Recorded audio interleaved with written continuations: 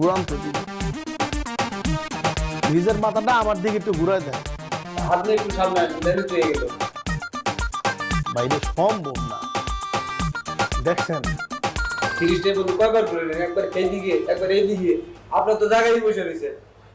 বাইরে আমার তো ঠিক করতে হইব, বুঝতেছেন না আপনি? কি ব্যাপার কি? ফ্রিজ কি ওদিন ঠিক করে গেছো না তুমি? আবার কি হয়েছে?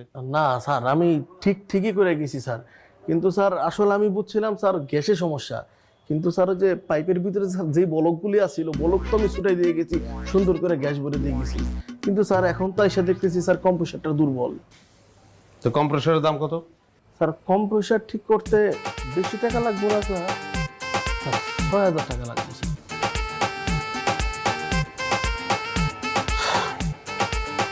আগে দিছি কত? স্যার ওই যে আগে দিয়েছেন স্যার আমারে ৪,০০০ টাকা গ্যাসের আর ৫০০ টাকা আমার মজুরি, আর এখন ৬,০০০ টাকা। ৪,৫০০ এখন ৬,০০০, কত হলো? ১০,৫০০ টাকা। তার কিছু টাকা ঢুকাইলে তো আমি একটা নতুন ফ্রিজে কিনতে পারি। স্যার নতুন ফ্রিজ কিনা যায়, কিন্তু স্যার জিনিসটা তো স্যার পুরনো কিন্তু ভালো স্যার, যদি স্যার কম্প্রেসারটা ঠিক মতো করে দিতে পারি তাহলে স্যার ১৫ বছর কোনো চিন্তা করতে হবে না। আর স্যার এমন ঠান্ডা হবে না, সেই ঠান্ডাটা স্যার আপনার এসি চালাতে হবে না, ফ্রিজটা হাত করে রাখলে এসির কাজটা করবে।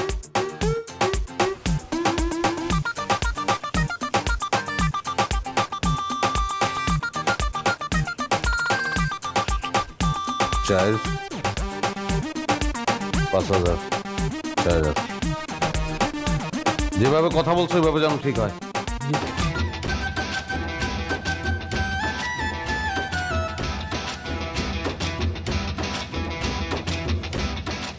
তুমি একটা কাজ করো, আমার দোকানে চাকরি লেগে যে দিতে পারো। আমি ভাগ করে গেছি, আপনার দোকানে আমি চাকরি করলাম।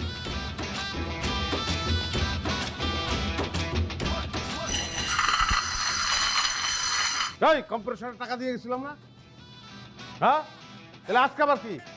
স্যার আপনার ফ্রিজটা খুব ভালো স্যার, কিন্তু স্যার সমস্যা হচ্ছে কি স্যার বডিটা চেঞ্জ করলে স্যার আপনার ফ্রিজটা ঠিক হয়ে যাবে স্যার। অবশ্যই বডি চেঞ্জ করবো, ফ্রিজের না কার এটা আমার ব্যাপার। স্যার আমি স্যার আপনার টাকা নষ্ট করবো না স্যার, আমি স্যার সুন্দর করে স্যার ঠিক করে দিব স্যার, প্রয়োজনে স্যার আমি আমার বাড়ির জমি জমা যা আছে সব কিছু স্যার বিক্রি করেও স্যার আপনার ফ্রিজটা ঠিক করবো স্যার। ১ মাস লাগুক, ২ মাস লাগুক, 3 মাস লাগুক স্যার, আমি ঠিক করবোই স্যার। স্যার এটা আমার সাকসেস স্যার, এই ফ্রিজ ঠিক না করে স্যার আমি এই বাসা থেকে যাবো না স্যার। তুই কত বছর ধরে ফ্রিজের কাম করস? স্যার ৫ বছর ধরে স্যার আমি কাজ করি স্যার। কিন্তু তুমি তো ফ্রিজ ৫ বছর ধরে ঠিক করতেছো না, ফ্রিজের কাজ তো তুমি ৫ বছর ধরে করতেছো না। স্যার কেন আপনার স্যারের এই কথাটা মনে হলো স্যার? কারণটা আমার কপালে কোনোদিন কোনো এক্সপেরিয়েন্স লোক নাই, যাবতীয় অনভিজ্ঞ লোক আমার কাছে আসবে এবং আমার উপর যে এক্সপেরিমেন্ট করবে, এটা আমার কপাল। সত্যি করে কবে থেকে কাজ করো? না স্যার সত্যি করে বলতেছি স্যার, আমি স্যার ৫ বছর ধরে কাজ করি স্যার, হাজার ফ্রিজ আমি ঠিক করছি স্যার। তুই পয়লাই ফ্রিজ হাত দিছস না? না স্যার হাজার ফ্রিজ ঠিক করছি স্যার আমি। তুই সত্যি করে তুই পয়লা হাত দিছস না ফ্রিজে? হ্যাঁ, ৫ বছর ধরে?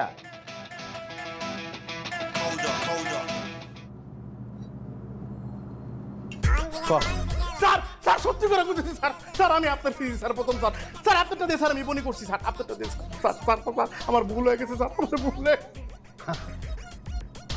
আমার খালি এমন একটা অভিজ্ঞতা হয়ে গেছে, আমি বুঝে ফেলাই যে সবাই পয়লা আবার কামে আসে, তাতে তো আমার কোনো কাজ হয় না। সাত তো দরিয়ান স্যার দড়িতে কি করবেন স্যার? তরে মানবো না, দরিয়ান অন্য কাম আছে, দরিয়ান জলদি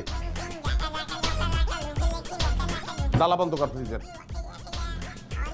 বন্ধ কর, মাপ দে, ফ্রিজটা মাপ দে, লম্বা আর আড়াআড়ি মাপ দে, জলদি কর।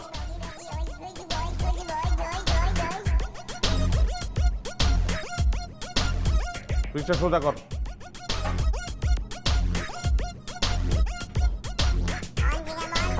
গোরা ওরে মাপ দে, মাপ দে ওরে। ভাইয়া তুমি আমার ছোট ভাই, 5 ফুট 7 ইঞ্চি ভাইয়া। আড়াআড়ি মাপ। কি অবস্থা? ভাই খেতে ফ্রিজ আছে ডাবল। অসুবিধা নেই, টিপ্পা টুপি আর ফ্রিজে ঢুকাই ফেলাম, তুই দরজা খোল ফ্রিজে। ভাই ওরে ধর, ওরে ধর। ভাই